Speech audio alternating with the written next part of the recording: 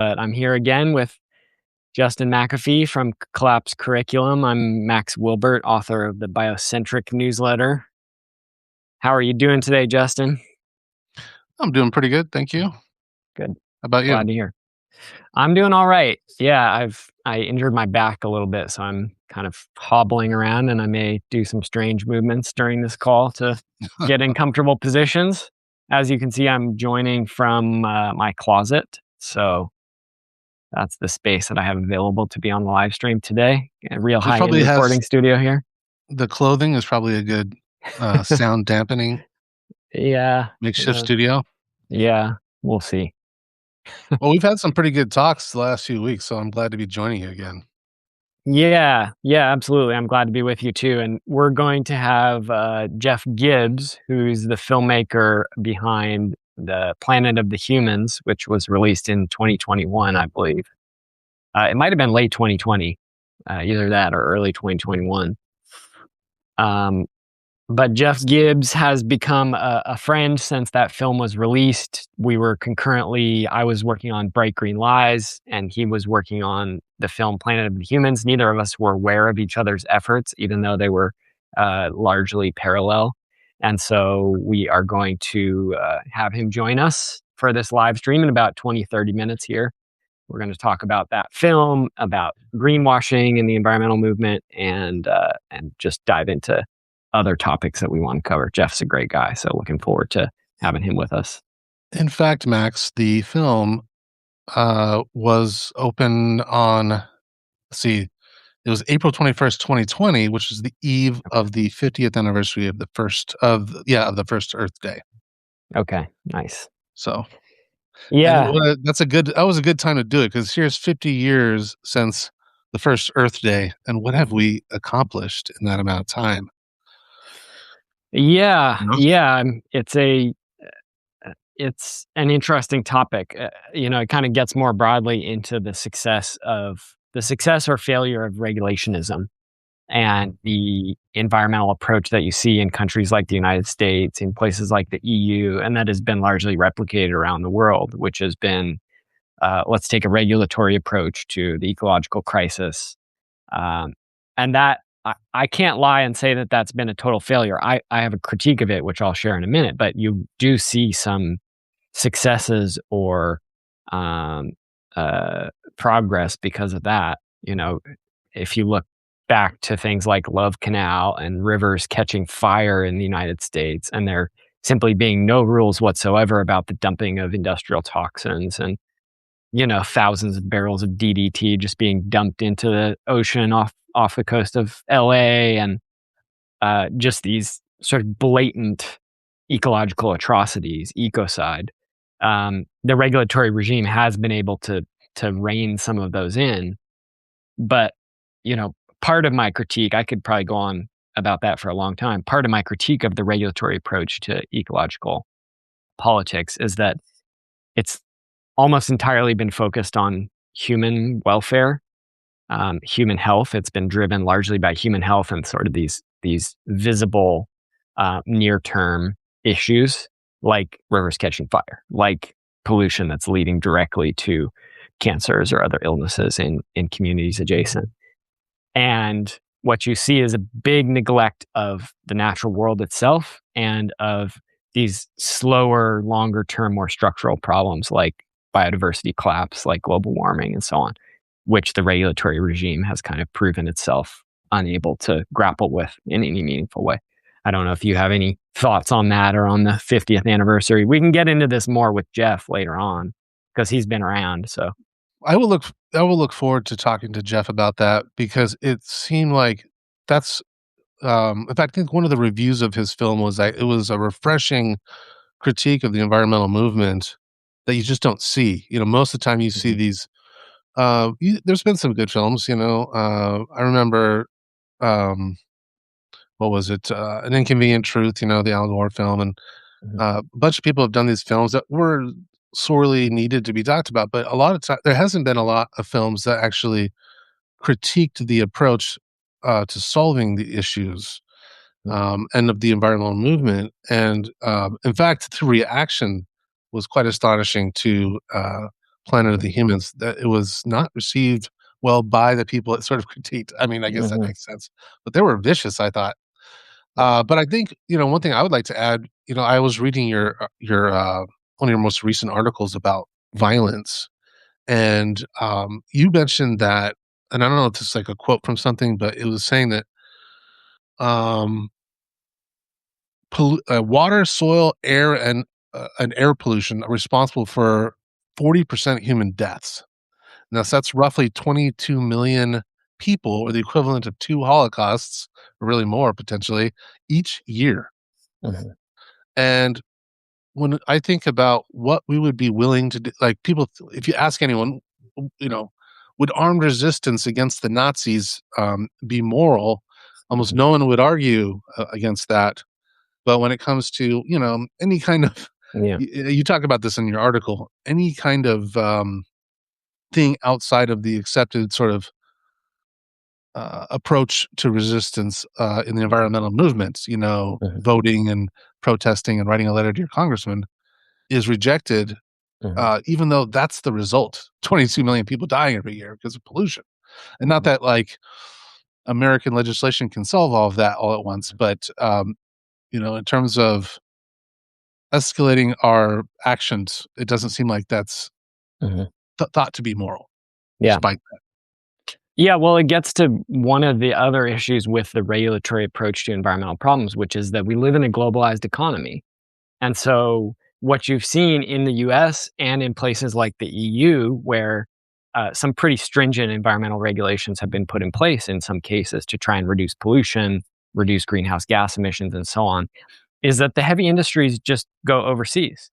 The most polluting industry, the chemical industries, petrochemistry, chemical factories, steel plants, aluminum manufacturing, agricultural chemical production, car manufacturing, things like recycling. All these recycling is one of the dirtiest industries on the planet. People don't realize that. But all of these industries have just been leaving places like Germany and moving to, Southeast Asia, to countries in Africa, to parts of the global south where environmental regulations aren't as stringent, labor is cheaper, and so despite the transportation costs involved in moving these industries overseas, they're still serving these global north markets mostly. Um, they're saving money. And the amount of pollution doesn't necessarily go down. So that's what we see is the regulatory regime creates these sort of contradictions where if you look at the United States, US emissions have actually declined by a lot of measures, over the past 20 years. And same goes for the EU. You've seen pretty significant declines in emissions. But the thing is, they're just measuring using certain boundaries. They're measuring using national boundaries, and there is some accounting depending on the methods used for products which are produced overseas and then consumed domestically. But those accounting methods often don't capture the entirety of the carbon emissions, let alone all the other types of pollution and externalities. So you get this outsourcing effect where uh, uh, this is sort of the essence of greenwashing, right? Countries like the United States and places like the EU then get to celebrate their reductions in pollution and their reductions in carbon emissions. Well, at the global level, pollution and carbon emissions are just going up. They're continuing to rise. So it's the worst of both worlds because not only do you have the increase in pollution, but you've got this smokescreen that greenwashing provides for these heavy industries, for these governments to allow them to say, we're doing something to solve the problem. sort of rearranging the deck chairs on the Titanic, as it were. My dad used to call this race to the bottom. Mhm. And the thing he would always talk about is child labor laws in the United States. If And your it your dad was was a lawyer, is that right? He was a professor of Okay. constitutional law for, Mhm. 40 years, Mhm. and, written several case books and published Mhm. books and law review articles. And one of the things he talked about, he was an expert on, like, federalism versus states' rights, like, Mhm. he wrote a book about the 9th and 10th Amendment, which is about that whole topic of Mhm. states' rights versus the federal government, and, Mhm. And one of the issues was like, okay, if you have 50 states and one of them or five of them, let's say, don't have any laws about child labor, then all the Mhm, industries are going to move to those states that have the child laborers because it's cheaper, right? mhm, And so then the other states will suffer, and then they'll slowly mhm, start adopting the same laws. It's called a mhm. race to the bottom. Yeah. And so the only way that you can prevent it from happening is to have a universal law that says you can't have child labor. Otherwise, you'll have that phenomenon of everyone, and Yeah, I was well, it's also one of the reasons why the anti-globalization movement exists is because there's this critique of the free flow of capital and industry, um, that and what that allows, which is that facilitates these types of circumstances. Um, a lot of uh, it's a little known fact, and I don't know the history very well, but it's a little known fact that a lot of communists, socialists, leftists, including Bernie Sanders when he was younger, used to oppose immigration not from a right wing racist perspective, but from a principled labor solidarity internationalist perspective, where they were arguing that when you have a lot of international migration, you're reducing the labor power of workers in different countries, by creating an abundance of labor in certain places and well, the United Farm Workers would scarcities have in agreed. another.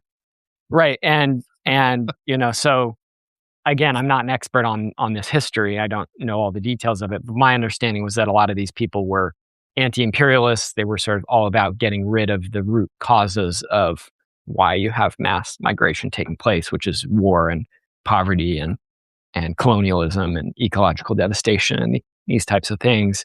Um, but again, bring it back to the anti-globalization movement. The critique was of this free flow of capital and industry across national borders and what that enables in terms of what your dad was just talking about. I'll Yeah, just it's say real interesting. quick, Go ahead. we've got folks joining in. Welcome. I'm Max Wilbur with Biocentric. This is Justin McAfee with Collapse Curriculum. We're going to have Jeff Gibbs, the filmmaker of Planet of the Humans, join us in about 15 minutes here as well. But sorry, go ahead, Justin.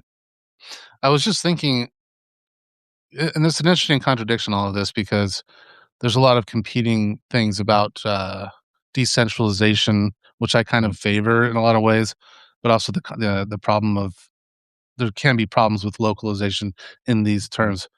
And I was thinking about like, what if I saw someone was running for governor of Oregon, which is where I live, Mhm, and I was thinking if I was the governor of Oregon and I actually wanted to start protecting the environment like I would do, I probably wouldn't last very long because, yeah, like, it would probably be harmful to the economy. I mean, I don't know, maybe I could do it in a moderate way, but, like, it would I if I really wanted to do what all the things I wanted to do, like, mhm. industries might start leaving, people yeah, I mean, it would just be an economic disaster. I probably wouldn't last long. I'd probably Yeah, assassinate me. it reminds me of the Wyclef song. If I was president, I'd get elected on Friday, assassinated on Saturday, Right. buried on Sunday. Yeah, I mean, and this is not speculation. I mean, look at people like uh, Thomas Sankara. Look at the sort of look at Che Guevara. Look at all these revolutionaries, um, socialist, nationalist, communist revolutionaries around the world, which have fought for politics that I don't necessarily always agree with, but that are nonetheless at odds with capitalist, industrialist globalization. And a lot of them have been assassinated, by CIA, by armed groups sponsored by the CIA, by the British, the French, many others around the world. And Yeah, or really. they've just sort of, if you can't beat them, join them because they face the same problems with the globalized economy, like Vietnam, communist revolution. Mhm, Then they have all this, land, and they need money to, mhm. support their economy. So they Mhm. start selling cash crops like rice and coffee and things like that to the global Yeah, economy. Just become part of it's the same system, really. yeah. Yeah, yeah, it's interesting, and there's a pretty active debate going on in parts of the socialist movement, degrowth movement, um, across the left in general about the Chinese example. And are the Chinese, to what extent are the Chinese sort of driving ecological apocalypse and labor exploitation forward versus being shaped by the global economy and the power structure that they've had to exist in, that they've had to adapt to in order to survive and move forward? I think the answer is both. I don't think it's an either or. Um, but yeah, it's certainly the case. And this is sort of a classic part of um, dialectical materialism, is sort of understanding how opposing forces shape each other, and they're really interwoven and intertwined in so many ways. And you can think about that with China and the United States being a, a prime example of that. Similarly with the USSR and the United States when they were at the height of their opposition.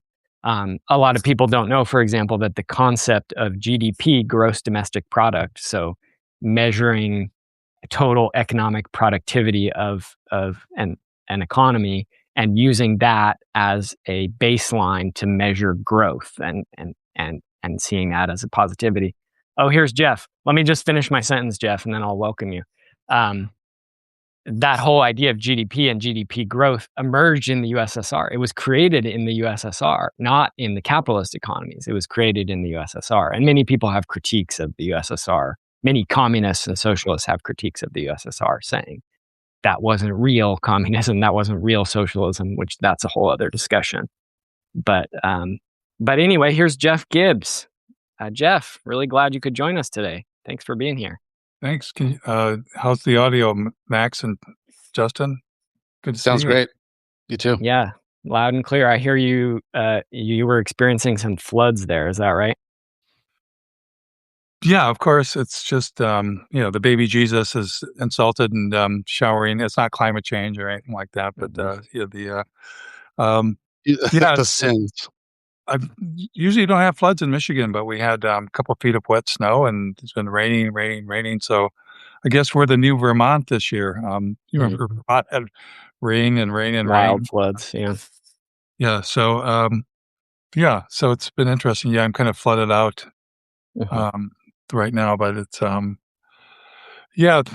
Thanks for having me on. I've got a couple things to announce, and I just to our inner group here and talk about. It's the 6th anniversary of Planet of the Humans in a couple weeks, and the turtles are just out. We have snapping turtles. Some of them are, I guess you can't really see in this, but huge. And I guess I'm doing this because I think all life is equally important on planet Earth, and in some ways, non-human life is. I hate to say this, is this permitted, but is more important because if they go, we go. If we go, I don't think they're going to be that upset. But I live near a highway that goes into the National Lakeshore here, and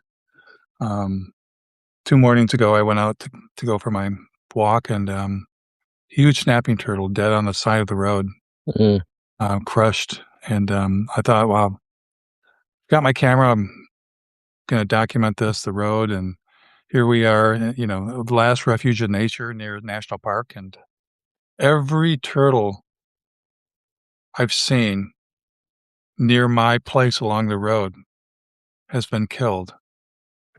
Except one yesterday that I did moved across the road. But maybe you guys can answer this. It's like, I always find them on the edge of the road. As if somebody's went out of their way to hit them. I never find them in the middle of the road. There's some other explanation for that? Yeah, I'm not sure. I know some people do. Certainly with snakes, people go out of their way to hit them. And that's something you see around here is snakes will come out especially in the spring and the fall when it's just starting to warm up, or there's a lot of temperature fluctuations, and you see the snakes sunning themselves on the road, and people go out of their way to hit them. There's no venomous snakes here. There actually used to be a type of rattlesnake in this area, but they were all killed off. So, Which brings me to my original question. One of my original questions is, you know, are we already too crazy to save? I mean, what is it about us that's gotten into this space where we just keep going further and further down the rabbit hole? And I really appreciate both of you. Appreciate both of you gentlemen and the people listening that have really fight for what remains of life on Earth, because people are, they hear where we're at. Oh, what is there to do? What is there to do? Well, there's many things to do, but starting with that, we can start with that. But it's a tall order. And Justin, I know, you spent a lot of the years documenting and Yellow Pine and the tragedy of solar out there, and congratulations on starting the new Substack and podcast. And Max, I just discovered I was clearing out an old computer. I thought, well, let me look at what tabs I have saved. And here from 2019, you must have been like 10 years old, right, Max? I don't know. But, something like that. An article that was titled "To Save the Planet, Add Poison" or something. And, it's just, I don't know where either of you got your courage to go down this road, but just so few people have had the what it takes to just say it flat out like that. Like, oh no, it's invasive species. It's, but just, spraying chemicals brought to you by the industrial complex in national parks and national forests and nature reserves. And I don't know if you guys have heard this part of the story. Maybe you can confirm or disconfirm it, but so many of these summer grant programs that get youth involved in ecology and conservation are to go out and fight invasives, and often spraying with the little backpack and the sprayer these toxic chemicals. I don't know if that's still happening. Oh, yeah. I heard that it was difficult to get grants for this kind of work unless you agreed to spray these chemicals. So, the power of the Monsanto Dow Chemical lobby. Yeah, I did a podcast recently about invasive species and the whole narrative around that, and that was with Calibri Terras Sonnenblum, who's here on Substack. He has a Substack called "Speaking for the Trees, No Matter Where They're From" or something like that. Okay, and it's pretty good. He's writing a book. I think that's the name of the book, and it's about the whole narrative about invasive species, and that's really fascinating because, they make that like part of your activism of environmentalism, and the reality is that sometimes species move to an area to fill a need that's been left void because of our industrial activities. So sometimes they're actually there for a reason, and not they may not have been there always, but it's not the same world that it was 25 years ago, let alone like 100 years ago. So yeah. Yeah. Well, I was just going to say, Jeff, I want to provide a little more formal introduction to you, and maybe ask you to say a little bit about your background, because some of the folks who are watching probably don't know who you are. So as I mentioned this earlier, but folks are joining in the live stream, so I'll just briefly say it again. You and I first connected when your film came out in 2020, and I've been working on Bright Green Lies. You've been working on Planet of the Humans. Neither of us were familiar with each other's work. And then, your movie came out just before the book did, and I watched it, and I was like, "Oh my God, this is a great film. This is really well done." Thank you. And so we became friends after that. And I know that you have some background in the environmental movement going back a long time, forest defense, simple living. And I know that you also have a history in filmmaking, that you were involved in a lot of the Michael Moore films, Bowling for Columbine, Fahrenheit 9/11, etc. So would you mind just telling us a little bit about your trajectory? And you're in Michigan, right? So Right. would you tell us a little bit about your trajectory and how you got to where you are? And then I'm curious to ask you too at some point about, you teased new projects that you want to mention. Yeah, and I've been laying low key. I actually started my own Substack, and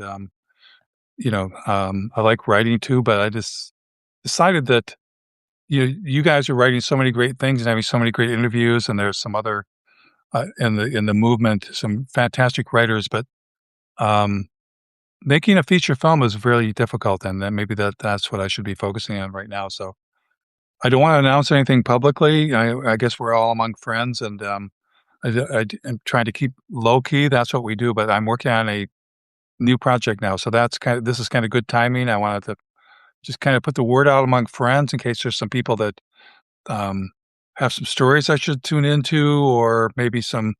I know both of you guys can be very helpful when I'm out.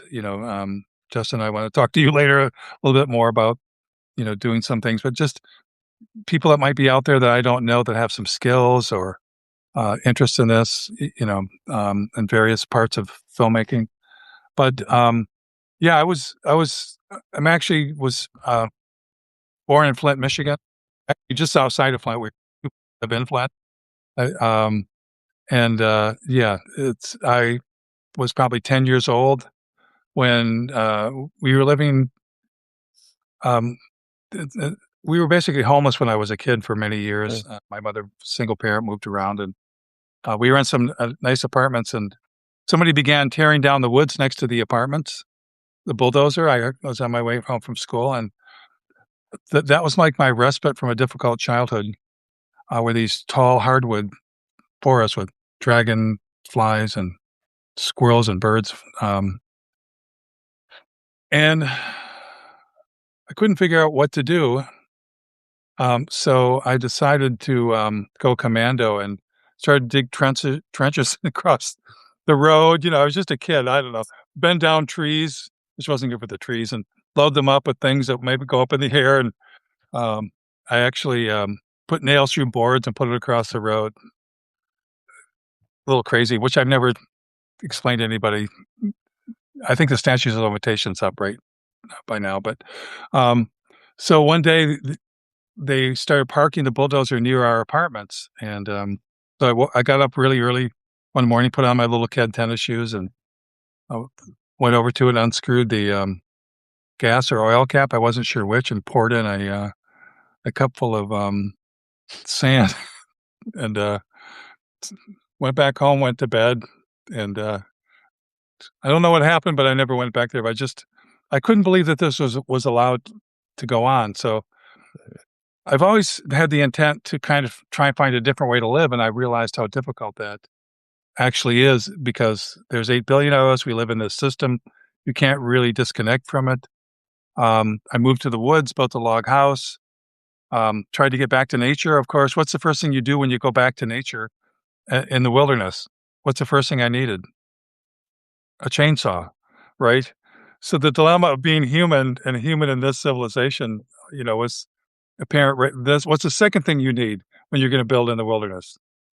Well, that bulldozer that I hated to make a driveway to go into my log cabin. And so it's I've always been aware of my dilemmas, including like, okay, here I am well prepared, living in the woods, but what's going to happen actually if civilization breaks down to my solar panel?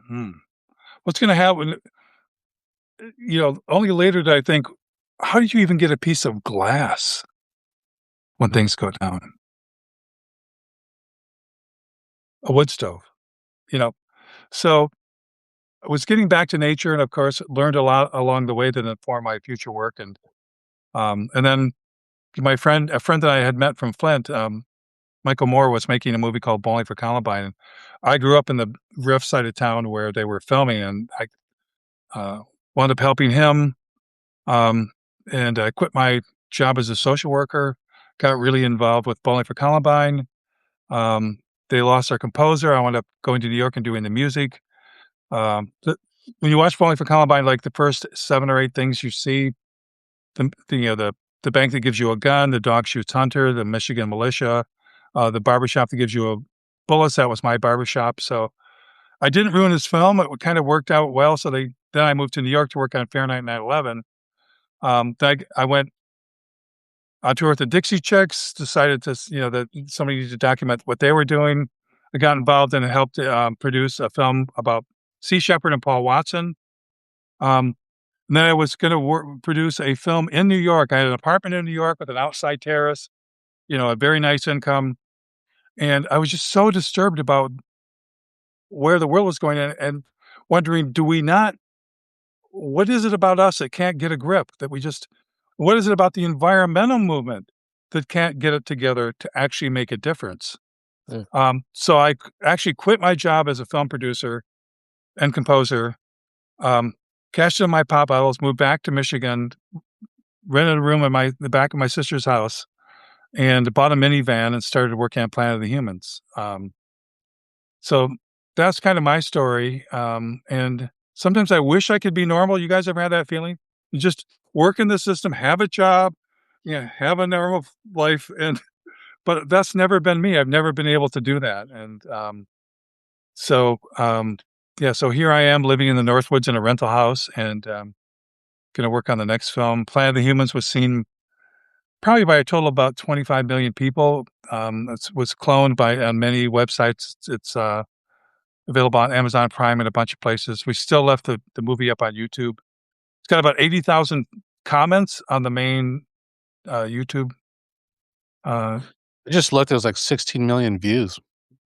16 million views just on that one channel. And yeah. And it was 10 before they took it down. I don't know if they kept the old views or not. They did. Okay, they took it down briefly due to a spurious copyright complaint. It was actually like 5 seconds of footage from the rare earth mining in China. But the guy who had licensed that was funded by the same foundations. So we're criticizing the foundations that fund people like Bill McKibben, Al Gore.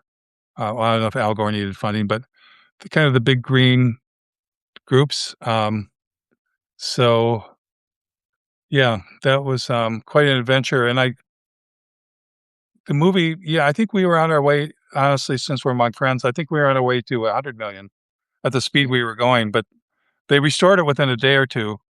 But I think that, put the thumb on the wheel, it's definitely slowed down after that, which usually if you get somebody tries to censor you, usually your views go up after that. But YouTube was a big help, getting this on there, and they went out of their way. And what's funny is thinking about the anniversary, we were getting, we got a 4-star review by the Guardian film critic. We got a review by the Associated Press that was we had learned before when we sent a review copy out to people to wait a couple days because we knew that they'd be going like this after they saw the movie. But soon as it wasn't until people were told, oh no, you can't think like this. You can't criticize big greens. You can't criticize green energy is not our savior. You can't talk about overshoot. Right. So there was a serious backlash, right? Which I know you mentioned the film getting taken down for this spurious copyright claim, but what else was part of that? I know, people like Josh Fox and, some other prominent environmentalists came to you. What exactly was involved in the backlash? Yeah, Josh Fox, again, was funded. He's got Rockefeller Brothers or Foundation funding from the same. So funny, all the attackers had funding from the same giant foundations, which again, it is possible to get funding, but it's very difficult because are the systems that are behind the industrialization of the planet, whether it's industrialization in the name of fossil fuels or in the name of renewables, are they going to really fund you to undo their deal on this good earth? Maybe some of them will, but largely they won't. So it's interesting that you bring this up because I went through the same thing with Bowling for Columbine. So I mentioned the bank that gives you a gun, right? So if you watch Bowling for Columbine, you see Michael goes into the bank, walks up to the teller. Now, he didn't go straight up. They're a little confused because he was supposed to go over to the spokesperson, right? But instead, he wanted just to act like a customer. He went up to the teller window, and you see in the frame there's a gun rack on the wall, right? Um, so, but people didn't like us taking on the gun lobby, so they were like, "Oh, there are no guns at that bank." Okay, well, there are guns at that bank. Um, it was all a setup. Well, no, they had a vault with guns in them. Um, Another attack on Bowling for Columbine was, oh, the Columbine shooters didn't go bowling. Well, there's no evidence that they were in bowling class. Did they go bowling that morning? I think that was not quite completely clear before they went and killed the people at the school. Um, so what's interesting is they found out of context things to attack the film, missing the larger point. And Michael was very careful to say, "Did the boys go bowling that morning?" The bowling is a metaphor, and the bank that gives you a gun is just illuminating gun culture. How many guns there were at the bank is nothing to do with anything. But some of the attacks on Planet of the Humans were the same way, where it's like oh, those 10% or 8% efficient solar panels you showed, there are way more efficient solar panels. Why are you trying to make us look bad? Well, I was trying to make anybody look bad. That just happened to be the one place in Michigan where I went and the guy announced the efficiency. Now, they happen to be the rooftop shingle type solar panels, exactly the same as efficiency as Elon Musk's rooftop solar panels. They wanted them in the city, so in case people threw rocks at them or whatever, they wouldn't break. Um, so they had to find, or that's outdated information. Well, no, that people are and were still selling solar panels with that kind of efficiency. So what's interesting is things like they skipped over knowing that they would attack us saying what we were saying, and Ozzy Zenner, the author of Green Illusions, which I had met you guys or you'd be in the movie too. Um, that wouldn't be enough, this one expert. So we actually went to um, 2 solar industry events, and we have about half a dozen to 10 people from the industry working in the solar industry saying that intermittency is a problem, um, a big problem, that you're going to have concurrent energy run at the same time. You're still going to have the other power plants, et cetera. The batteries have a huge footprint. The same thing, but they never cited that part. So it was very interesting watching the selective um, reactions. And it's very similar to my work with Michael Moore because um, the similarity is so much of the left, when you get out in front, when Michael decried the war starting in Iraq, right after we won the Oscar, right as he won the Oscar, very, very few liberals called or publicly offered support. I think Sean Penn called and managed to get through to the hotel where we all were and sitting there commiserating. But silence, crickets. Same thing after Fahrenheit 9/11. With criticizing, the Saudis, the Bin Ladens, the Bushes. We were actually kind of keeping the curtains closed. Silence. In fact, Phil Donahue, the main outspoken person for MSNBC against the war, was fired. Chris Hedges, New York Times, spoke out, fired. The difference is with Planet of the Humans is right now we're so stressed that there hasn't really been a full coming around publicly in the liberal or left press about maybe green energy isn't what we thought it was. Maybe technology is not going to save the planet. Now you look at Bowling or Fahrenheit, and what is controversial? Nothing. We were just ahead of our time. So it's accepted even on the far right for the most part. I mean, not the critique of the gun lobby, but the 9/11 stuff. The so many people are writing great blogs and books about overshoot, collapse, the time that we're in. The books that you're mentioning, Justin, like about invasive species, maybe there's a different story here. There's an undercurrent of media where people are really questioning the dominant narrative. there's an undercurrent of people on the right that have become environmentalists because the left have fallen down in their jobs to resist the industrialization of the planet and nature. So oddly enough, the right has picked up some of the slack, but still we're supposed to pretend that we're on two different sides. And the interesting thing is, and I get your guys' opinion about this, is that oddly enough, the resistance to AI seems to be finally a time in which both people on the right and the left are saying enough is enough and are coming together to resist. Instead of saying, oh, you're either for fossil fuels and against renewables, or you're against fossil fuels and for renewable, it doesn't make any sense. Whether it's a battery factory, it's a new pipeline, it's a new mine, whether it's a mine for rare earths, for solar and wind and batteries, or guess what?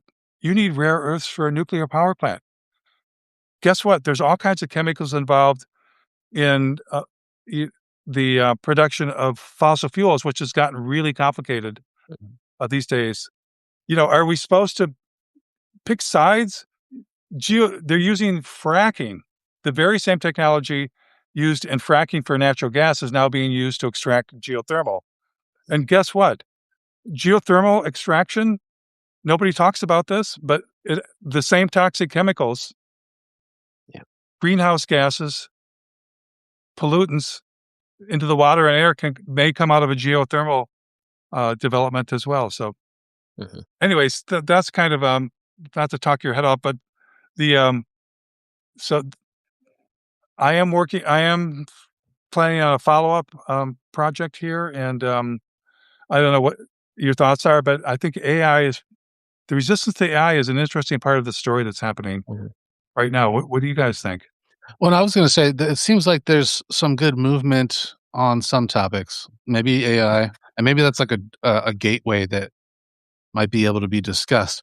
The mainstream media is still horrible. When we're talking about the war in Iran, Gaza, some of that kind of stuff, they're still horrible.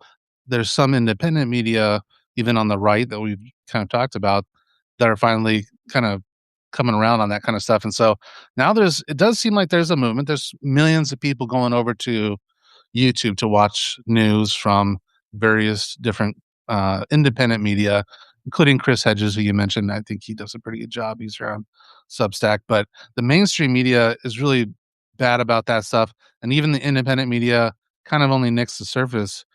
It's interesting that you and Michael Moore have been able to kind of get out there in ways that most independent media has never been able to.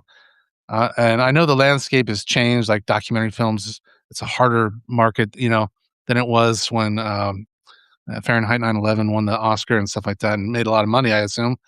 I think it was like one of the highest grossing documentaries of all time. It's probably hard to accomplish that today, but still, there is, independent media is growing, but when it comes to this environmental stuff, it's really still kind of just not. They're not doing a great job. No one is. It's. I'm just curious if you have any thoughts about how you were able to get the attention of the whole nation, of the whole world, really, whereas it's really difficult to do that. You know what I mean? You raised some good questions. Yeah, Fahrenheit 9/11 is the greatest box office success of any documentary, and probably ever will be. Altogether earned probably $500 million, but I didn't. I was just paid what I was paid, and all I'll say for Michael is that it's very difficult to get your money from the film, these systems. So working on other people's documentaries is a better plan to make money from a film, making your own. But yes, that's. I was just talking with a producer friend about that just before this call, and it's really difficult to figure out where anything's going to play or show. The theaters, are what they were, and even the couple great Palestinian films have been made in the last year, so very powerful. You can't see them anywhere practically. Right. It's a Doing their shame. job. Yeah. What Greta did, was kind of almost ignored by the media, and they risking their lives to in the flotilla.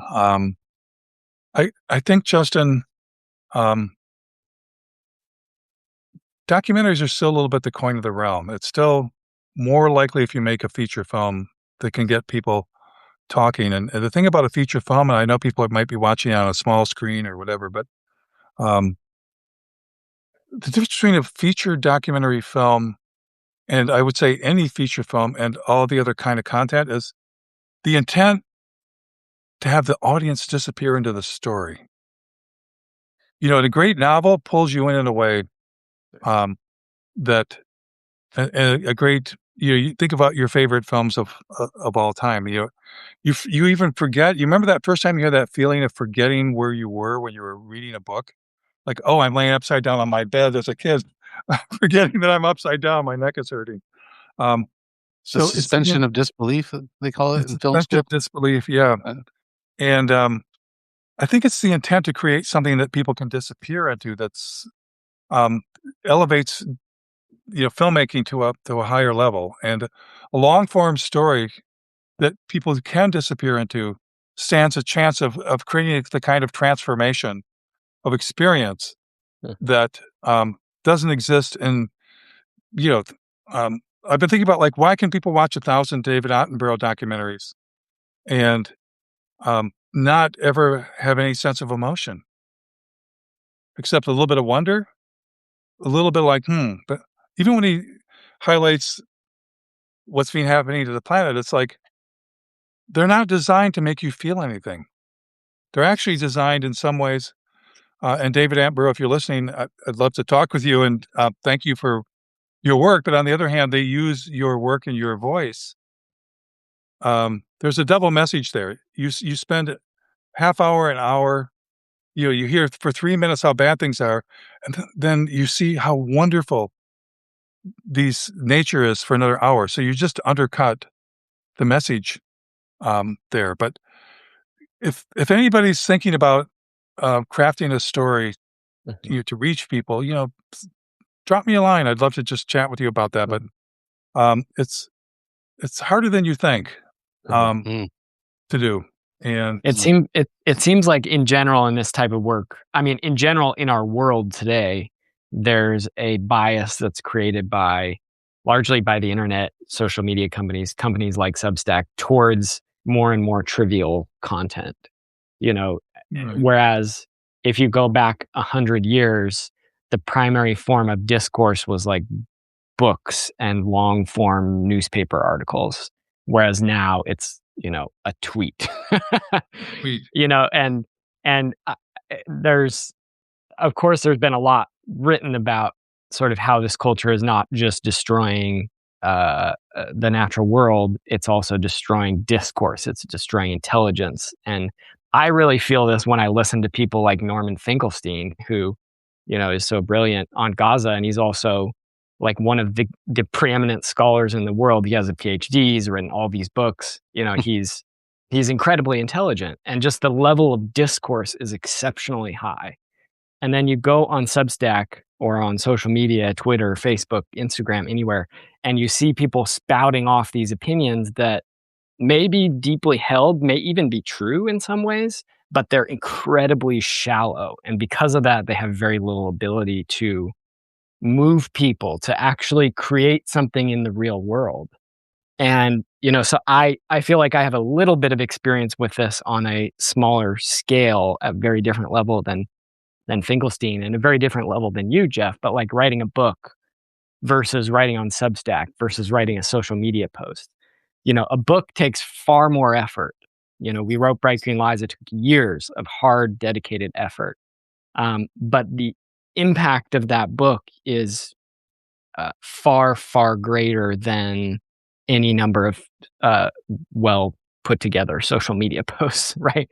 So it seems to me like there's a bias in the culture towards these short form, shallow um, uh, uh, forms of engagement, and that is not necessarily it's it's a detriment that we face in many different ways, not only as people who are creating things to put out in the world, it's something that we have to grapple with, but also for folks who are consuming or reading or watching this content is people's attention spans are just getting completely destroyed.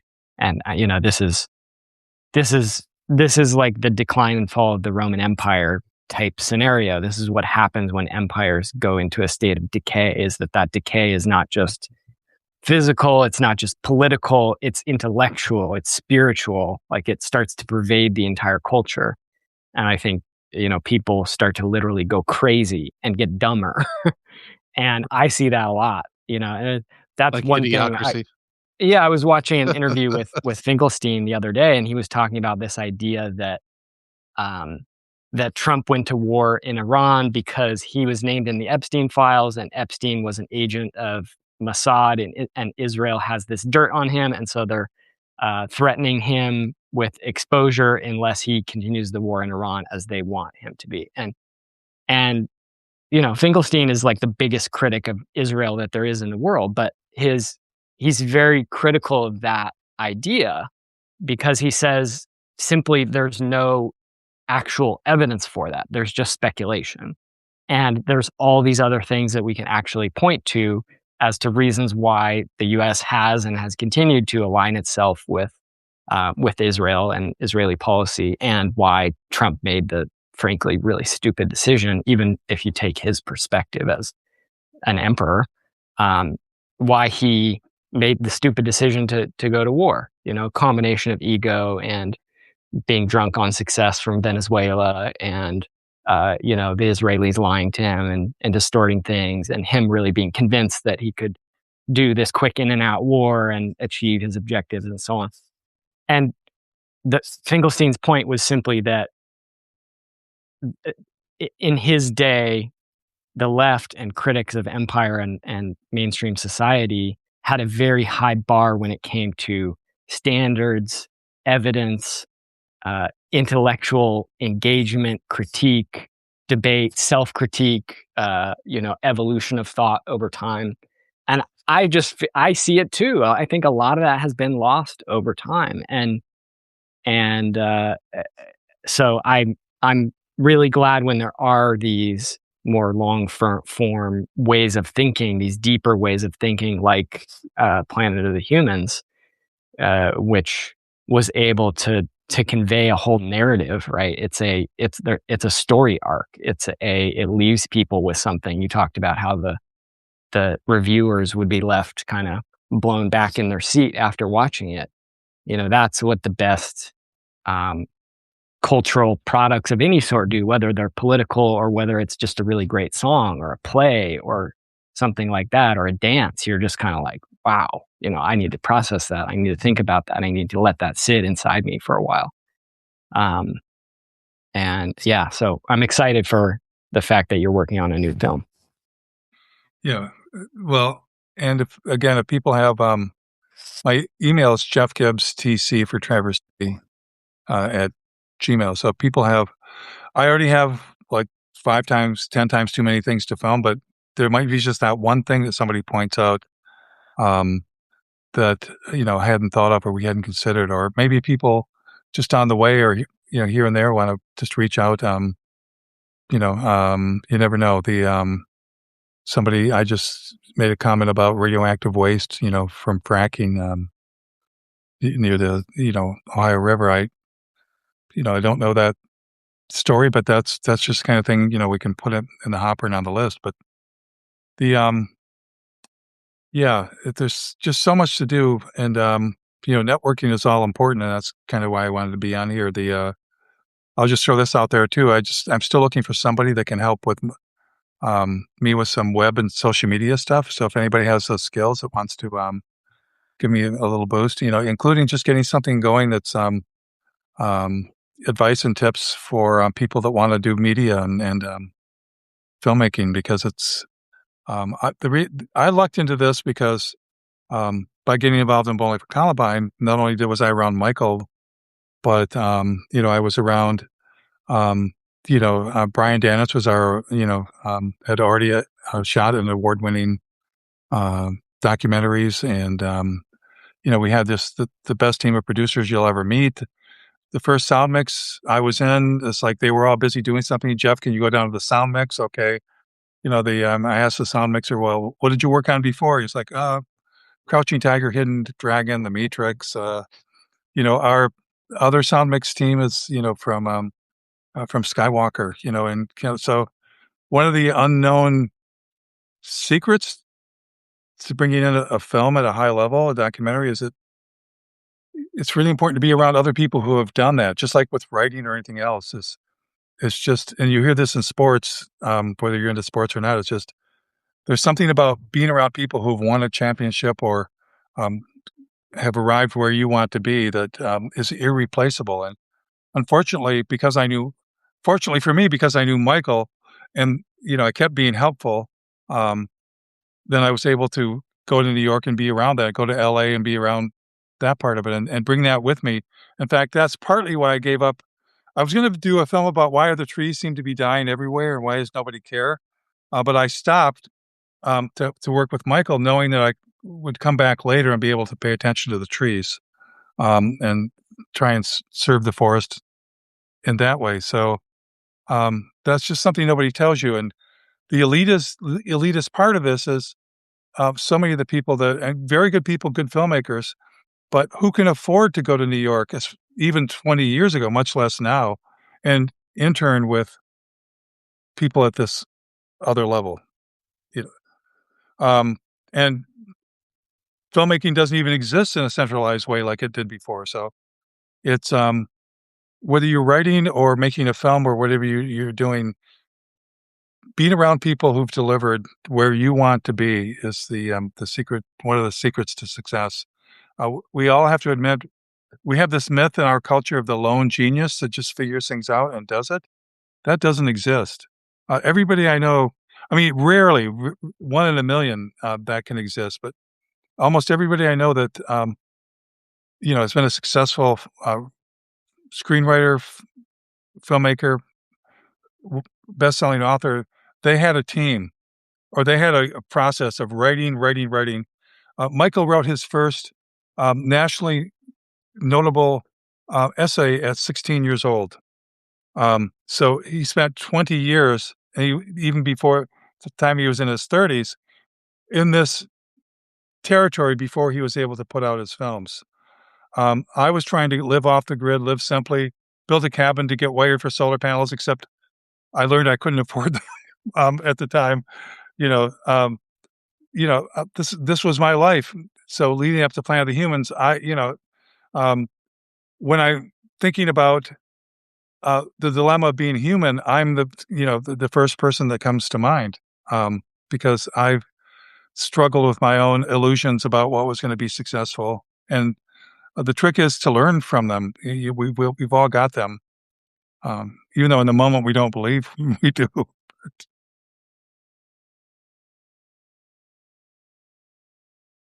Justin, you went through some of this.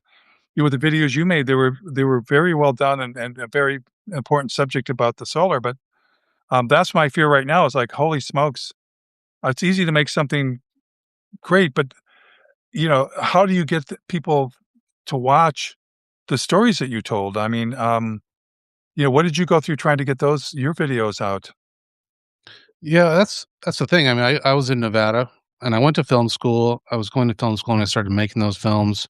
I made a film before. I made those about this water run with native people. That's where I met Max actually, and started learning, a different perspective on all this environmental stuff. So it's really been. I mean, the process has been worth it no matter what. I mean, whether obviously we want people to see stuff too, but anyway, yeah, I was kind of trying to figure it out on my own. I was, looking to a lot of creators online, like YouTube creators and whatever I could find information about how to tell a story, and then the gear to use and all that kind of stuff. And my wife helped me edit the films, things like that. But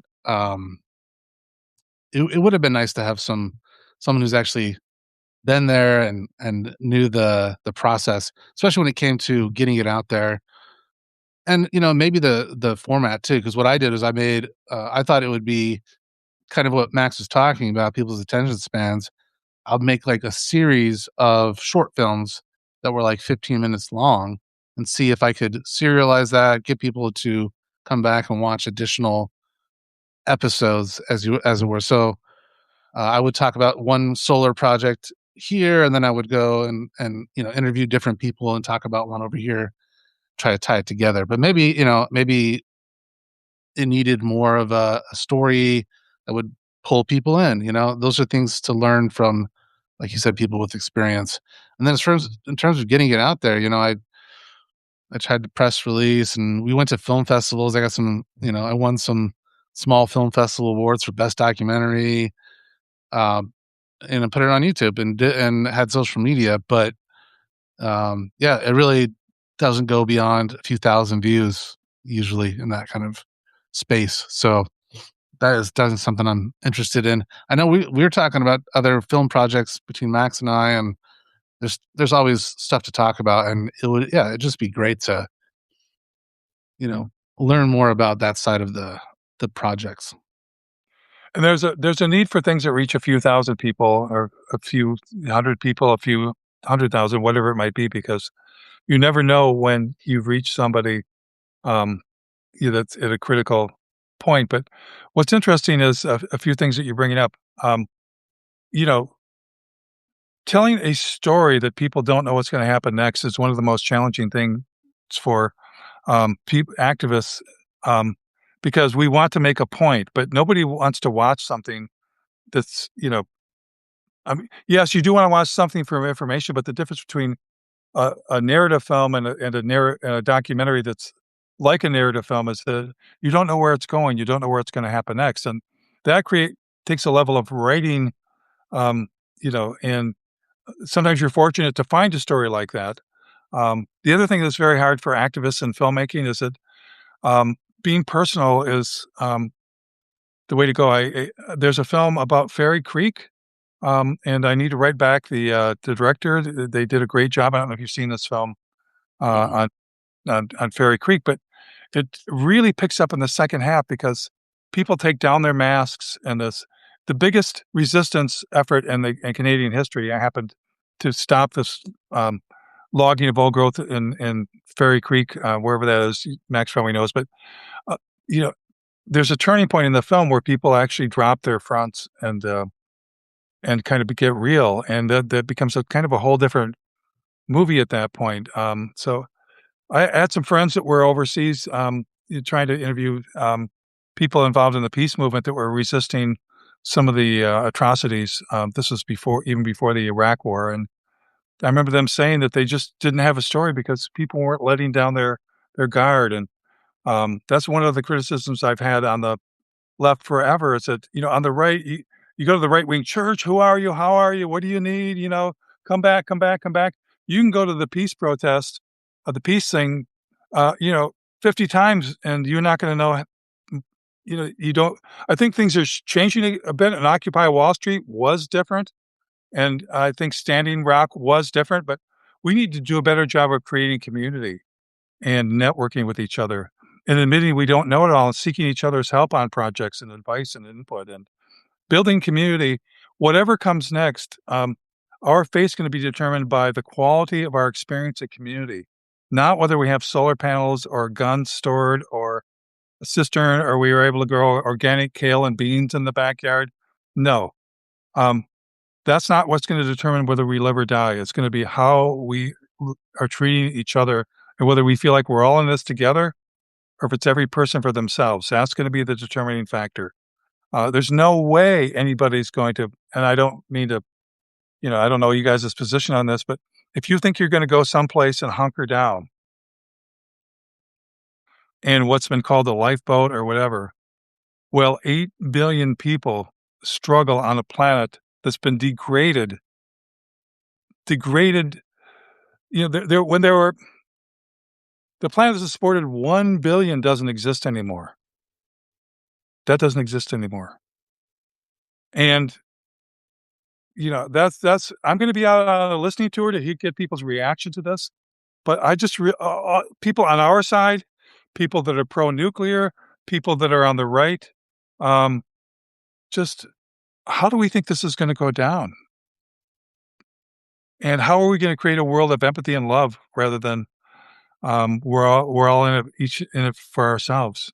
But people in Europe that were starving crossed the ocean in wooden boats rather than starve to death. If you think you're going to go to some island or some place in the woods and survive this collapse when we don't take care of each other, and not happening. Sorry, no place you can go. That's So one thing I've tried to write about is building community. I try to come up with ideas, and that's one of the I think the hardest topics there is for we'll have a myself great because I discussion just don't about see that when it. I'm out there. It's just how is this going to unfold, and what are the various options and opportunities? And Mm. we can't get in that today, but I think this is that's a discussion I wanted with Planet of the Humans that happened. Is let's accurately assess what's happening in the world now, and let's pull off the blinders, and let's think about where we go from here, and let's listen to people that other people can see our delusions better than we can, and we can see their delusions better than. So maybe we've got something to learn from even the people that are. Well, I've developed a saying, so don't anybody put just because you're crazy doesn't mean you're always wrong, and even people that I consider out there. And then another saying I developed a long time ago, when I was studying urban planning in college. Urban renewal came in the 70s and I think into the 80s, and all the classic old buildings were torn down everywhere in the name of urban renewal. Uh, But some conservatives in, I think, like Charleston, South Carolina comes to mind, resisted taking the money from the commies, and so protected their old buildings and their own old infrastructure, and still had it around. So I developed a saying: sometimes conservatives do the right things for the wrong reasons, and liberals do the wrong thing for the right reasons, which kind of fits the whole belief that green technology is going to save us. And yes, I might get an electric car. I don't know. I I might wind up with a solar panel, but I'm just not going to pretend that I'm just saving the world. There are no good choices in a planet with this extreme overshoot, and in which the billionaires driving the bus, they're coming to prey on all of us. We're the last resource that's available, and I think that may be why people are realizing AI is both coming for us and the environment. So maybe that's part of the wake up call that could ignite this little 1%, 1/10 of 1% of hope that we have currently. So I'm very hopeful.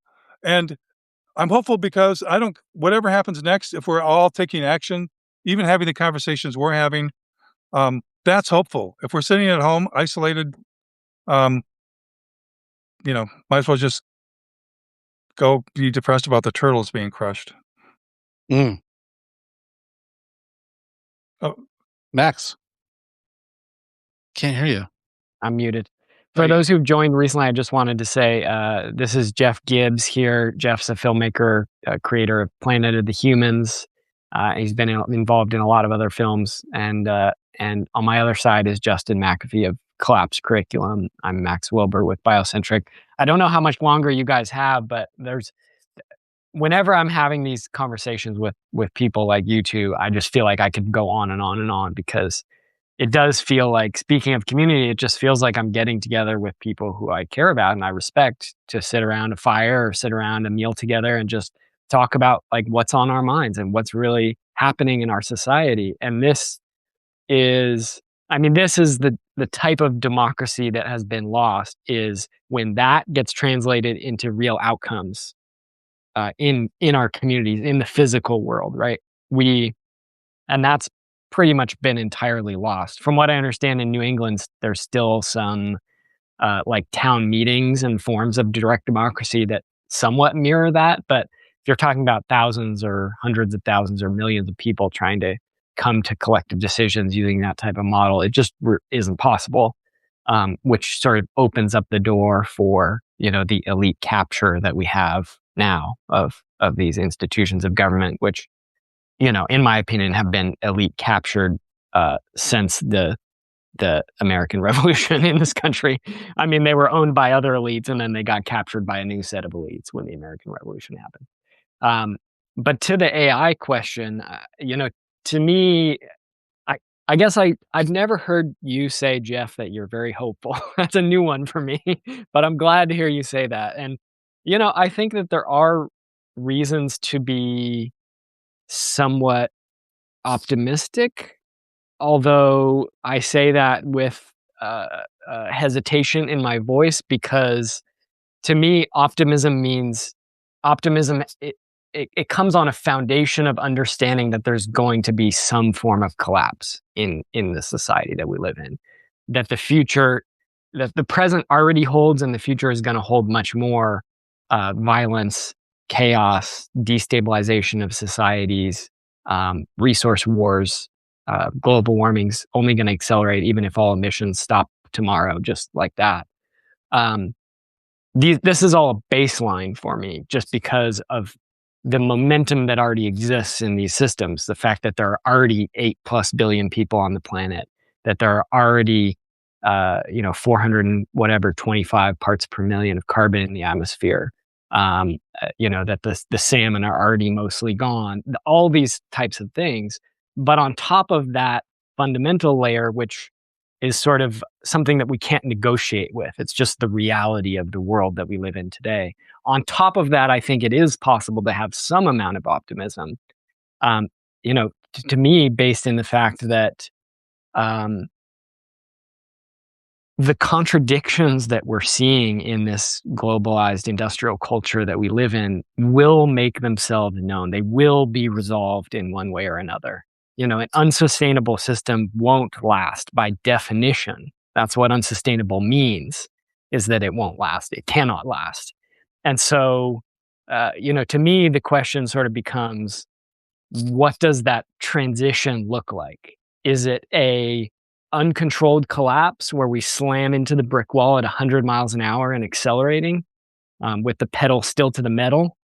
Or is it a slower crash in which perhaps we still suffer some grievous injuries, but we can limp away afterwards? There is some ability to heal. There is something left of the ecology that's riding with us on this runaway train, trapped with us, really.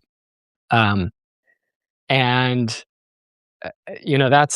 a topic that Justin and I have really been diving into recently. Is what does it look like to attempt to shape the form in which this collapse takes place in the future? And one example that I heard many years ago, which I don't know, I'm not a historian, so I don't know all the basis of it, but I was at a talk in Salt Lake City, and it was something related to ecology, climate change, maybe collapse. This was many years ago now, so my memory is not precise. But there was mention of the collapse of various civilizations, and there was a guy there who was Mayan. He was from Guatemala or somewhere around there, Mayan ancestry, and he talked about how the mainstream perception of the collapse of the Mayan Empire was incomplete. He said, the mainstream conception is they exceeded their ecological limits, boundaries, they destroyed the forests, they destroyed their soils, and then they simply collapsed, and it was very violent and difficult. He said, yes, to some extent that's true, but also during that process, a lot of people within the Mayan society saw exactly what was happening very clearly, just like you two and the folks who are watching see it now, and made conscious decisions to adapt to that reality, to change the way they were living. Not every person who lived in the Mayan civilization died, not by a long shot. Right. A lot of them reverted to or moved forwards to more simple, low energy forms of governance, of social organization, of providing for their basic sustenance. Basically, they left the cities. They stopped living in a highly stratified, empire, with a centralized form of governance. And they started living in small villages. They went back to semi-pastoral life ways. They simplified intentionally, semi-intentionally, we might say. And, so to me, this is a pattern that you can see over and over again. I think John Michael Greer maybe has written about this. I think he uses the term catabolic collapse when he talks about sort of the metabolism of centralized high energy empires becoming uh, uh, unsustainable, becoming unable to continue in the same way that Joseph Tainter writes about the collapse of complex societies, and that this creates its own momentum towards sort of a diffusion of the society, a reduction in energy. And so, this is interesting because we see things like the degrowth movement popping up. We've seen, different efforts around the world. There's a cool website called the Global Tapestry of Alternatives, which is run out of India. It was actually run by a guy who taught one of the courses I took in the Degrowth Masters, who this Global Tapestry of Alternative, it's just documenting, I believe, thousands of examples of projects and villages and small scale societies around the world which are doing things different than sort of capitalist globalization and consumer culture and high energy life. And it's not, the website isn't trying to say like these people have all the answers, they've got everything figured out, but it's just trying to show like, hey, there are different ways to live, and here's some of them that are actively out there, because most of these communities aren't online, they're not out there sharing their stories, they're not being held, they're not dramatic things, they're just people working in small scale ways. And, it reminds me of my friend Kara here locally, who has a small permaculture farm and has been working for 15, 20 years to assist the ecology, to, create additional habitat for humans and non-humans essentially on that land. So it was pretty heavily degraded by agriculture previously, and she's doing a lot of things to bring in life to that land, and doing it in such a way to increase climate resilience, increase help the water cycle, decrease soil and air temperatures in the area, provide more nesting habitat for birds, more forage for the native wildlife, more water for the frogs in season when they need that. And again, it's not a silver bullet, and she would not say it is, but it is this sort of invisible, small scale work that a lot of people are actually doing around the world, I think, in sort of an organic response to the contradiction that we see. I'll just say this here, and at risk of offending a lot of people, but yeah, that's kind of the experiment I was doing myself. But and we could have a big debate about this, but if you grasp the extremity of overshoot that we're in,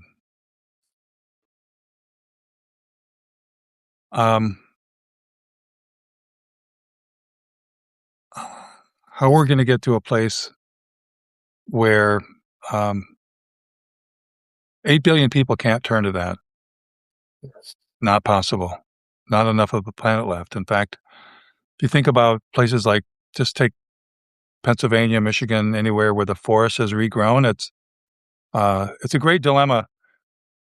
We would not have any forests left if it wasn't for fossil fuels and forests, and it's increased logging at the same time. So it's this weird dilemma. But there are many forests that most of them are logged the hell out of.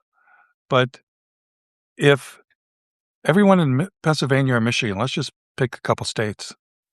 Right now, no more industrial civilization. We're going to go clear some land for our permaculture farm. And we're going to get all of our heating needs met from the forest. And if we're going to have a horse for transportation or a dog sled or whatever we're going to have space. The forest would be gone in a year. I'm trying to think of the guy that used to be in the Post-Carbon Institute that's got the Heinberg? What's that? Richard Heinberg? No, I can't think of his name right now, but he repeated something that I didn't put in Planet of the Humans, but so our human numbers are 10 times what they were before we got addicted to fossil fuels. Our consumption is on average 10 times. That's at least 100 times human presence, human Yeah. pressure on the planet than when people lived naturally. But as you just pointed out, civilizations and agriculture were already running through ecosystems and reducing them.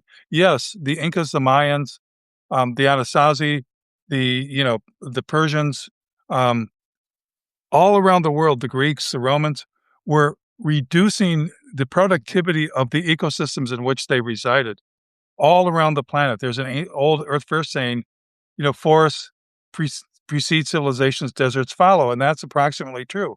So even when there were less than 1 billion people, we were still reducing the productivity of the Earth. So now we're at least 100 times past overshoot. Um, Mhm. by some other numbers, it's 1,000 times past where we were. Um, we're going to be in a game of musical planet during collapse, and the cultures that you're describing had, or what was remained of civilizations, had far lower population densities, far lower consumptions than we do now. So Right. how There we're was an ecology to go back to some so extent. that's things like preparing to learn those skills is important, and people doing the experiments and finding different ways is critical. But we still haven't answered the question: how do we get to this? I couldn't even graph it in the movie. It's like the most ridiculous thing, how extreme of overshoot we're in. And there was a film that was done about Cuba. I can't remember the name of it, but it was when Cuba survived the end of oil, basically, and it was Mhm. kind of popular in the permaculture movement for a while. But they made it seem like Cuba did not have any more oil, and suddenly they all went back to organic farming, and they were all riding bikes, and they lived happily ever after. Well, guess what, boys and girls? Cuba lost something like 10 to 20% of their oil, and all hell broke loose. It was like they went back decades. And they didn't switch to organic agriculture. Only a small part of the culture switched to organics. Um, and, so we've been exaggerating even a small drop off in, like, look what could be happening right now. The fertilizer is not going to be showing up because of the Persian Gulf, so the attack on Iran, um, the helium that's behind the manufacture of computers and hard drives and other things is not going to be showing up. Um, we just don't know what we're in for, and I think I think the extremity of overshoot and where this goes next and how we get to where your simple living can actually make a difference is the question that I think it's like we have a blind spot. It's like it's spring in Michigan, and when you drive down certain highways, you see dead deer everywhere. And I've asked myself this for decades. It's what is it they cannot see the car coming down the highway. They just are not built. What is it that we're built to not be able to see? Mm. And I think we're built to not really be able to see, even those of us who live in this world, what collapse actually is going to be like. Um, and it's Justin. I think you spoke about this and written about it, but it's probably like, what is it, the Seneca effect, or whatever. It's like it's slow. It's like the dam breaking, right? It's cracking, and cracking, and then then there's a point where it's shatters. And so I think we have this window where it's splintering to make a plan, and 99.99% chance humans might not avail themselves, but you never know.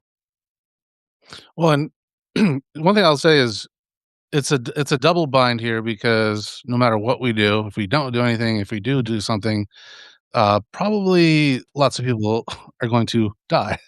That's just the truth because of this collapse, right? So there's no question about that to me. It's going to be really bad. It's not going to be some gentle letdown. But there's also a few things I think that are important to realize. When you realize that industrial civilization is built not for human well-being, when it's built to make money, you realize, like, for example, I just wrote an article where it was like 8% of our land that we use for agriculture is for food.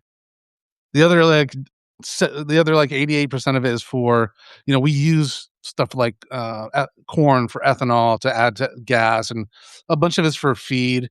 But like, the even for the feed, most of that isn't um uh, for food. Like 8% of our calories come from eating meat. So, if you look at like the potential of, if we really designed things to just take care of our basic needs: food, shelter, clean water, clean air, community, spirituality, maybe even. Uh, the potential there is that we could reduce so much of our, we could be much more efficient, like by probably maybe times 10. So it's possible that, again, I don't know, because I'm with you in the sense that our extinction is not 100%. Like, I don't know what the probability of our extinction is, but I'm perfectly willing to say that humans might not make it past a certain time. I don't know what that time is, but it's possible. You know what I mean? There's plenty of evidence to suggest that that's a probability. But also, there's, like you said, if we were to actually, abandon a lot of this other stuff, it's possible that maybe we can survive and we can treat the planet better. But I don't know. Well, It's- let me throw out one thing at risk of again, we're speaking among friends, so but Justin, and I hate to say this, but I think what rears its head is, we're desperate for delusions to cling to, that some version of this is going to continue.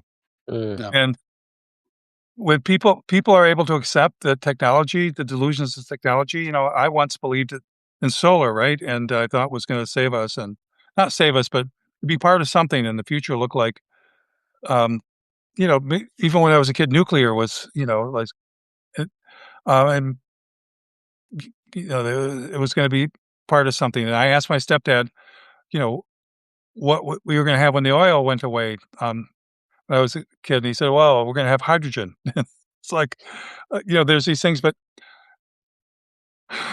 agriculture is the set of delusions we turn to as soon as we realize that the industrial things are not going to save us.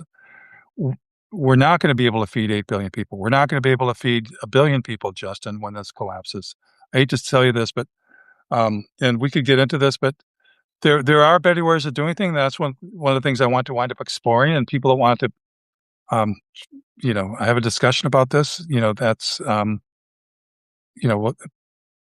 whether it's this film or the film after the next film or the whatever. It's an important discussion because what I've learned is that we give up one set of delusions and we grab onto another. And to give up all of our delusions and illusions and just stare into the sun and to overshoot.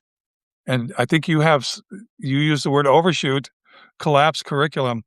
And so that is where the difficulty comes in, is that we, there's just almost as much land being used for biofuels as food grain, direct food for humans right now. But the idea that we could just wave away animal agriculture and suddenly produce food for humans on the landscape to the same extent is just, it's a fantasy, and it's a fantasy that's unfortunate because, look, the best predictor of future behavior and outcomes is past behavior. So look, when the landscape was hunter-gatherers, what was the population? Fantastically smaller, whatever. And again, we're getting a mythos around that now. Somebody said to me, "Oh, there were just as many Indians in California, Native Americans, as there were people now." I'm like, have you lost your mind? I mean, and then when we were agrarian, when people lived in farm homesteads, the population of Iowa, one city in Iowa, I think Des Moines or something I looked at once, was the population of the entire state. There were like a few 100,000 instead of a few million. Michigan, when it was agrarian, it was probably, 1 million or less. People have crunched the numbers for if you went back and turned Colorado or Michigan or Pennsylvania, New York State into just everybody's return to the land, there would be enough food for a fraction of the population that now. So Yeah. um, it's easy to have these, oh, there's so much food waste. We're just going to use the food waste. Mhm. There's no such thing as food waste. The food waste belongs in the compost pile, belongs as part of growing the next generation. So again, we need to reform, and that's one of the things I was working on my homestead, and had some great awarenesses. Like I wasn't so good at, there were some things I was growing, but what I didn't have, the neighbor had, and the people had. I didn't want to have animals. I wanted to go kind of veganish, but the people that had goats and chickens, their garden looked way better than mine. But we were because we lived in the woods. People knew each other and they connected and they shared things, and that's I think Mm, what permaculture and the experiments are about. mm, I'm right now flooded out. I can't get out of my driveway. There's now a pond where there used to be my driveway and 2 feet of water. So guess what I was forced to do? Go meet the neighbors I haven't met that had been here since the pandemic that I just never had an excuse to go meet. And everybody's checking on each other. And so let's just, you, I'll give you one more eh, agriculture example. There was a big mm, push like um, over the last couple decades to have urban farming suddenly, something we did forever, which is have a garden in the city wherever mhm, possible. Now it was called urban farming. So instantly my antenna are up. It's like, why do we have to upsell everything, right? It's not a garden anymore, it's a farm. Well, it's not a farm, it's a garden in the city, but it worries me when it's implied that during a collapse, people in a city with 10,000, 100,000, a million, 8 million people are gonna somehow survive by growing food in their yard. And so I think sometimes as liberals and leftists and dominant culture people, we can tell ourselves these stories instead of having to worry about what's gonna happen to the 8 million people that are, um, in I don't know where you guys are, but just in Northern California, when it we better think about that because even if we've got a permaculture farm, mhm. you think they're just gonna sit there and starve to death? Is that what we want for them? So that's where I want to again, we're gonna have fun. I'm gonna listen to everybody. I'm spouting off here, but when I get out there and to the permaculturists and to the people who are rejuvenating the landscape, whether it's with plants or animals, we're gonna talk about, well, where is this gonna head and what does this really mean? And Mhm. can you really replace buffalo with cows? Do you really is that really regenerative? Yeah. Yeah, I'm under no delusions about, 8 billion people continuing on the planet. Uh, I don't know what it would be, honestly, or at all. But I think, and That's I what think we happens should. when species collapse is that Um, you know, we're an invasive species, and an invasive species overrun their habitat, they collapse down to a smaller population or nothing. And that's what we gotta decide. Do we wanna collapse to a smaller population or nothing? Yeah, I think And essentially it's that. far smaller consumption, by the way. I gotta attack the Planet of Humans for bringing up overshoot as if it's just one thing, but, um, the movie began with the lights of Earth from space, right? They wanted to pick on the solar panel part. Isn't that kind of all you need to know? Don't you see the infection, this industrial civilization that's ran over the planet? So it was always a back and forth between capitalism, industrialism, technology, and overshoot, which you guys both include in your critiques as well. But Mhm. nobody's ever referred. Very few reviewers referred to that opening sequence. But to me, that's one of the best parts of the film. Is just that's all you need to know, right? Yeah. Mhm. Yeah, there's a very interesting idea in astronomy, specifically in the field of, I think it's called xenobiology, which is the study of prospective life on other planets. Um, and it's sort of two ideas known as Fermi's paradox and the Great Filter hypothesis. It's basically the Fermi's paradox is the idea that, okay, there are however many trillion stars known to exist in the universe. Given, calculated likelihoods of life arising on planets around the universe, even though scientists believe it's very unlikely for life to develop, given the sheer number of stars and the sheer number of planets out there, it's, almost a certainty that there are billions or something of planets that have life on them in the universe.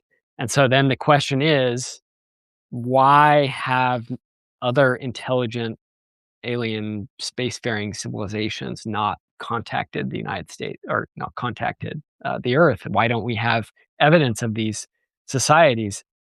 And the great filter hypothesis essentially is that these forms of life tend to destroy themselves, and before they can go extraterrestrial or multiplanetary or leave their solar system or something along those lines. Just that there may be a reality that is the common fate of life forms which develop a certain psychology, technological advancement, and ability to move towards producing radio waves, producing technology that would allow them to send signals through interstellar stellar space and so on. And this it seems compelling to me because, like you said, Jeff, it's the best predictor of future behavior is past behavior. And that's what we see.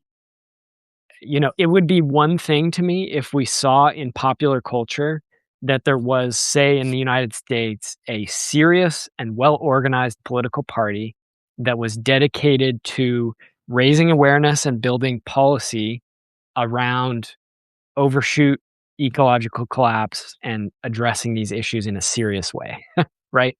Regardless of whether or not they could solve the problem. If that existed, I might think, okay, there's some hope for things being resolved in some sort of, more positive way or less terrible way. But the closest we have in this country is the Green Party, which, frankly, in my perspective, is kind of a joke, with all due respect to a lot of Green Party people who've done a lot of great work over the years on lots of specific issues and so on. But, the Green Party is both a joke in terms of its political influence.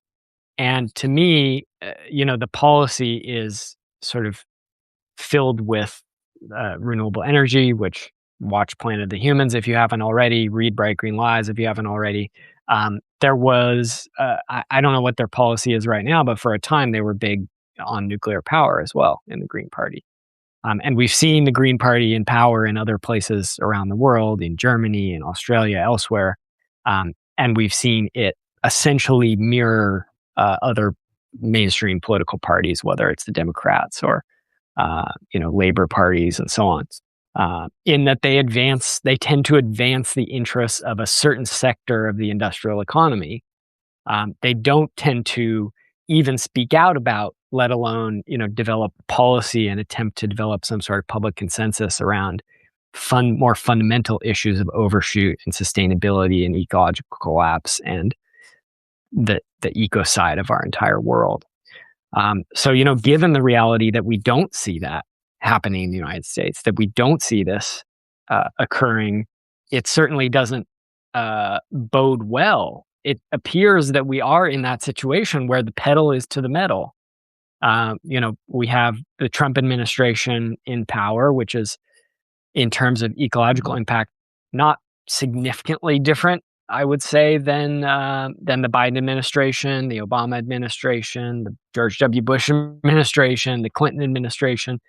I should call them emperors rather than administrations, because that's really what they are. We don't live in a democracy. These people are they're emperors that have been put in place by corporate overlords. We got to vote. So. Yeah. It's the adult version of writing a letter to Santa Claus. Yeah. Yeah. And then the policies that are passed have nothing to do with what people actually voted for.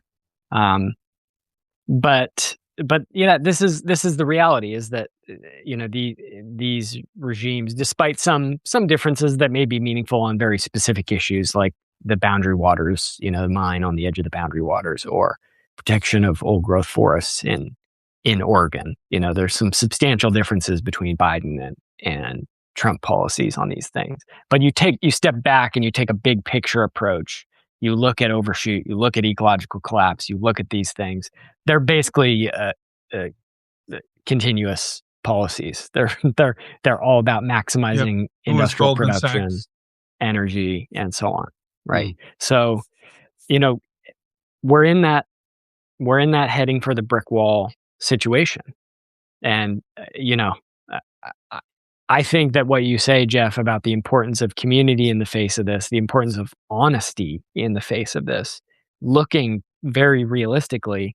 And I'll just mention, the last thing I'll say is, a friend of mine is very into permaculture. He lived in Portland for many years, and he and his partner at the time bought a house on a small lot, and they did a very intensive permaculture project there, where they were attempting to grow as much food as they possibly could, like full-time work, to provide for all their caloric needs. That was their value, from like a quarter acre city lot or something like that.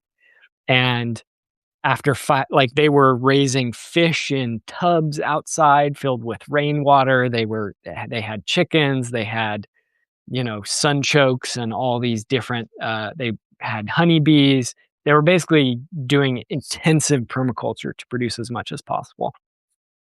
And what's interesting is, not only did they do this, they weighed everything that they produced, and they logged in spreadsheets the caloric value and nutritional value of what they were creating. And at the end of their effort, they were producing, I may be remembering the numbers incorrectly, but it was something like enough food for 1/3 of one person for a year from that quarter acre. And their estimate was that, given another 10 years or 15 years for the nut trees to mature, and sort of these, some of the longer lived perennial species to get bigger and start producing more food, that maybe they'd be able to provide something like for half or 3/4 of one person's food from this lot. And so then they scaled this up to Portland as a whole. And basically they said, if everyone in the city of Portland did the most intensive possible permaculture, keep in mind this was based on like 20 years of experience and was almost a full-time job, that the city might be able to support something like 1/4 of its population. But even that was very optimistic, because they had external inputs from things like coffee grounds, nuts that they were gathering in city parks, all these other sources. And that's, that's in a temperate climate, Portland, that has like a gravity-fed rainwater system for the city's water supply. Take that to Los Angeles. Take that to Las Vegas. Take that to, to Memphis, to New York City, to Chicago, when it's 20 below zero in the winter. And you start to get a sense of what you're talking about here. It's good. Yes. And let's look at the dilemma that we're talking about. You raised a very good point. And almost always the downfall in the calculations of and again, I go back to my hippie days and studying organic gardening and all of the things and that were involved with that. I filmed half a dozen interviews with people growing food for Planet of the Humans. I never use it. I need to do a series, but almost always what's not in the calculations is the land needed to produce the inputs. So that then, even the third for 1/3 of a person becomes, there's more acreage involved in this, and there's, but yeah, it's, but this is the conversation we should be having. And Justin, you've got the collapse curriculum going to have these discussions. That's what I assume your intent is here. And I especially encourage people to be personal, in your storytelling and your communications, take risks. Let's be good to each other, but let's I kind of didn't want to share my thoughts about this because a lot of people have their heart set on it, but this is how we learn and how I learn and see what's working and not working is like, so this is why the political parties and all the movements are broken is that where you're the Green Party, the Democrats, the right wingers, um, you can't broker any dissent. If you're, we're not going to get anywhere as long as that's true. So I need to go out again when I'm doing the filming. Um, what you'll see, and if you and for Michael too, we had a background, especially I, in therapy and social work, and so we go as listeners, we go as journalists. When we do these things, we're conjecturing and we're saying our opinions on what we believe we've learned. But that's one of the secrets to being out there and doing this is the healthy person goes to learn and to listen and then think about it later. And I like to tell people when they're watching cuts of my film or hearing my ideas, please give me your feedback. Please allow me to disagree and argue, but then realize that I will go think about it later and process it. And if I'm wrong, I will quickly change my mind so I'm then right again later on. But it's having these discussions and not all having an echo chamber where we agree with with everything. So that's my intent. If anybody has any suggestions, or has any, you know, um, happen to be any interest in this going forward, I'm looking forward to hearing more. I'm looking forward to meeting you guys in person. All this time we've never met. And and Justin, keep going with the filmmaking. It's we need people to do this kind of work. Yeah. Too. This is important, but we need to find a way to get some video stuff out that draws people in. And the same with long form books. Like, yes, Bright Green Lights made a huge difference because even though fewer people have read it by far than saw Planet of the Humans, those people who have read it, it really is an anchor because a movie Yeah. doesn't contain that much information, but your Yeah. book is like a Bible that people can pick up, and you really cover a mind-boggling array of things in there. I can't believe how much is in there. Almost anything I can think of. There it is. Yeah. Got it right on my shelf. Thank you, Jeff. Yeah, I appreciate it. We'll probably wrap up here. We've been on for a long time. Really appreciate you taking the It's time to great. join us. And yeah, like you were saying earlier, I was surprised to hear you say that you have hope, but I think there is hope in all of this that lies in seeing clearly, in not turning away from these difficult truths, and in getting together and having collective discussions about what do we do in light of this? Because there are no easy answers to this. Some people have described it as really being a predicament rather than a problem because problems have solutions, predicaments don't. And that's where I think we're at, really. My last thought is Chris Hedges. I have an interview that I haven't used. I think I do want to share it, but he kind of didn't want to get into this part. But he wrote Chris Hedges, the New York Times journalist and the great, fierce defender of humans that are being persecuted and killed around the world. But he wrote a book called "War is a Force That Gives Life Meaning." And I think the insanity and stress that we feel is because we haven't accepted that we're in a war for creating, I mean that in the positive, for creating community, for defending what life there is around us all over the planet. And what he wrote was that it's hard for a liberal to say is never do you feel more alive than when you're in the midst of that war. I think once you accept that that's the time we're in and you join the fight in whatever way you're capable of, whether it's protecting butterflies, growing food whatever way it is, I think that's when there's a chance to feel more alive here as this becomes real. And being forced to get to know our neighbors, being forced to protect what remains. I think that's where we've been giving right-wingers short shrift. Yes, defend against all of it. And just because, we're putting all these industrial things where, by lo and behold, conservatives live, and a lot of them don't like it. We should partner with them and praise them for doing it whether the reasons are the same or different than ours. And I think that's what you guys have been having these conversations too. So this has been very helpful for me to speak among friends, and to just process a bit and think about where I should be going. Thank you. Likewise. Thank you, Jeff and Max. Thank you both. And thanks everyone for tuning in to watch us. We'll share the recording so folks can check it out after the fact. In Homeland Security, everything we said here is just, for fun. For entertainment purposes only. Yes. All right, guys. Have a great rest of your day. Take care.